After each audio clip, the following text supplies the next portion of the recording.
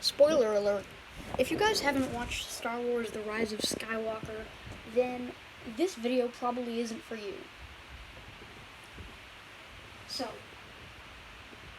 we all know that The Rise of Skywalker could have been a good movie, but it was also a really bad one. The reasons why is because they eliminated certain parts of the storyline that didn't really correspond to the rest of the Star Wars movies before that. It was a good movie overall, and I literally freaked out when they said that Rey was Palpatine's daughter, and the fact that Rey and Kylo Ren kissed, and stuff like that. But the thing is, it doesn't really correlate to the story, and there were a little bit of things that didn't go really right in the right time or place in the exact movie. For instance, the part where they show that Leia had a lightsaber, the lightsaber was green and Luke's lightsaber was blue. So then why, when Rey had the lightsabers, why were they both blue? That's the thing. No one really knows. But the reason why this stuff happened is because... Liam, get out of my room!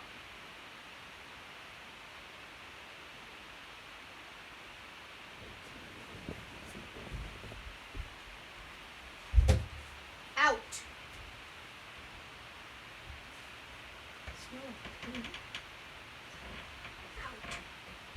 Out. Get out of my room, I'm making a YouTube video.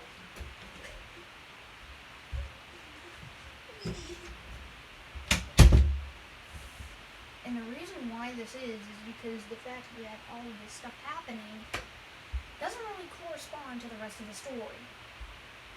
It was a good movie overall, and I really enjoyed it. But,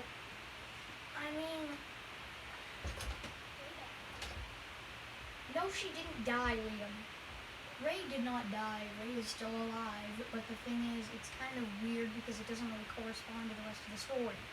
Some people hate it, some people love it, but the reason why I liked it is because the storyline was absolutely amazing. I thought that it was absolutely awesome to see those epic fights, and especially the time in the mid-movie in which Rey used Force lightning. That was absolutely insane. And the part where Rey and Ben kissed, that was awesome. But the best part was truly when Rey had the orange lightsaber. That was absolutely crazy cool. But it was a really good movie. Especially the part where Kylo Ren chucked his lightsaber into the ocean and turned to the light side as a light side ghost. Now, the movies, no one really knows if they're all done with them or if they're going to make 3 more. That will add up to 12, 6 for the prequel series, which was by Lucasfilm, or George Lucas, from the first one to the 6th one, and the other 6, which would be episodes 7 through 12. Now, we don't really know. We're speculating that Darth Plagueis could be Anakin's father. And since of that, that means that Ben and Rey could kind of be related, since Rey is Palpatine's granddaughter. Yeah, it is pretty cool, but yeah. It's a tough thing to do, to try to make a $1 million movie that absolutely fails horribly. That's the reason why Star Wars The Rise of Skywalker was truly amazing and absolutely horrible in the exact same time. Some fight scenes were awesome, others were just downright boring. But at least, really. Now, remember that girl? Oh god, I forget her name.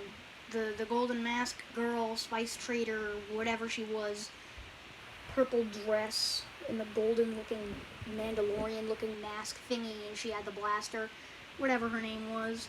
She didn't really correlate to the story as much as I thought she would, especially because of the point where she goes into the X-Wing and starts fighting off the enemies or whatever. I mean, it really didn't make any sense at all, especially the point where Palpatine was still alive. Palpatine got thrown into the chamber or whatever it was in episode 6, but we already know that he had made a bunch of clones of himself, so maybe one clone started reviving himself or something like that, or maybe he just kind of like, like, you know how he had this big gigantic arm attached to his back or whatever like that, like a big arm that connected to the wall, to the top of the ceiling of the room, and then he had like all this surgical equipment all around him. It was just, and his eyes were all like little slate white, and his fingers were messed up. It was disgusting, but I mean, yeah, it was pretty cool to see Emperor Palpatine come back for another time, but I mean, it didn't really correlate to the rest of the story.